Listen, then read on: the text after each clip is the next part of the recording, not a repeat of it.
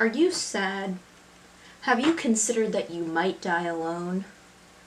Are you getting over a very rough breakup where you were very much played? If the answer is yes to any of these questions, keep watching.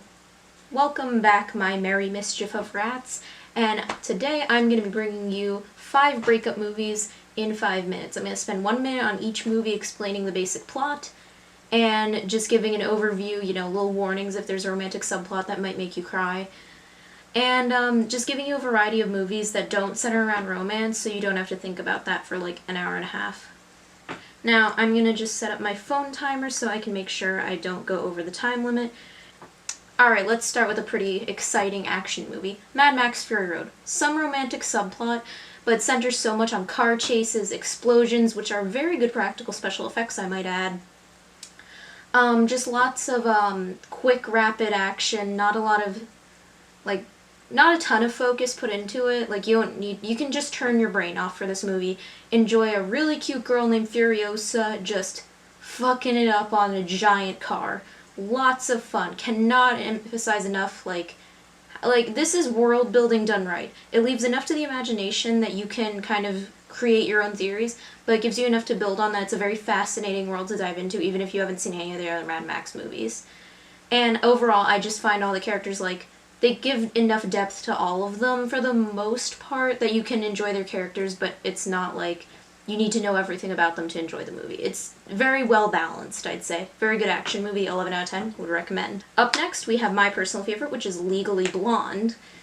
Now, this movie has been here for me through a lot of rough times, but I cannot emphasize enough how good the ending is if you're really going through it. You really need to, feel that Ariana Grande level of thank you, next. I'm done with romance. I love myself. Just Elle Woods really gives you that confidence. And she also reminds you sometimes just gotta smile in the face of pain. Because she never loses her whole Elle-ness. She never loses how she's gonna be nice first before she gets all mean. We love Elle, and it's, even though she's trying to get back with her ex, she learns by the end. Oh, I'm not gonna ruin it. But she originally starts by trying to get back with her ex, but she finds out she's actually smart as hell. I mean, she gets into Harvard Law. I can't do that. I'm an idiot. But yeah, it's very empowering, very fun to watch. I love it so much. Very good if you need to, get back to yourself. Spider-Man Into the Spider-Verse. Do I even need to spend a minute trying to convince you to watch this? Maybe I do. It didn't do that well in the box office for some reason. I love this movie. Oh my god. I thought my mind was blown by Pixar's animation. I'm sorry, Pixar, but Spider-Verse has you beat. It was such a good movie. It mixed 2D animation and 3D animation so well. It starts out flat. Oh, okay, this is just, nerdy art stuff, but it mixes a lot of different styles of animation. I love the shots. I love how colorful it is. The scenery is beautiful.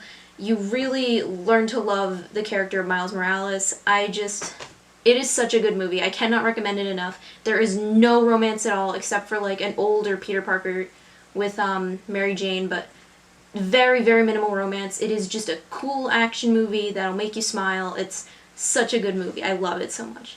Oh, I had to refocus my camera and it is mad at me.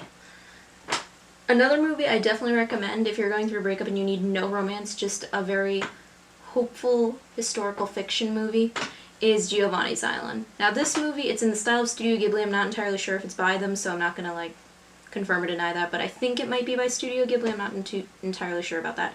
Anyways, it follows the character Giovanni and his brother Kanta. Oh wait, no, his name isn't really Giovanni.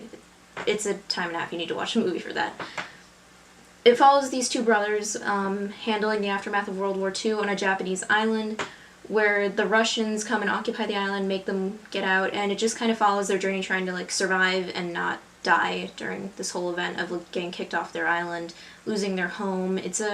It's kind of sad, but it's a very interesting movie to watch that'll take your mind off all sad boy feelings for a little bit. I found it very enjoyable. The art is amazing, the animation is amazing, the characters are very well thought out. There aren't any just filler characters. It's very good. Finally, we have American Blackout. Now, this isn't really a movie, it's more of a documentary style. okay, how do I explain this? It's part movie, part documentary. It discusses what would happen if the entire United States went into a blackout. Like, whole country, no power. Now, this may seem kind of lame, but you need to consider that's everywhere. No cell towers, no Wi-Fi, no emergency services, you can't call for help. Everything is shut down. And, like, some experts will discuss how prepared we are for that. And this is a little dated because it is a couple of years old, but I still consider it pretty relevant for today. And it's also just a fun little watch. And through explaining how we would handle it, we follow, like, the movie will follow the stories of a few different people, a few different groups. One's doomsday preppers, one's a group of strangers stuck in an elevator together during the blackout trying to escape and not die. I think there are a few other groups that you follow, but very good. Thank you guys so much for watching. Remember, I post every Friday or Saturday. This counts as a Saturday video because I'm going to post it before midnight. And remember to like and subscribe, and I hope you have an amazing day. Bye, guys.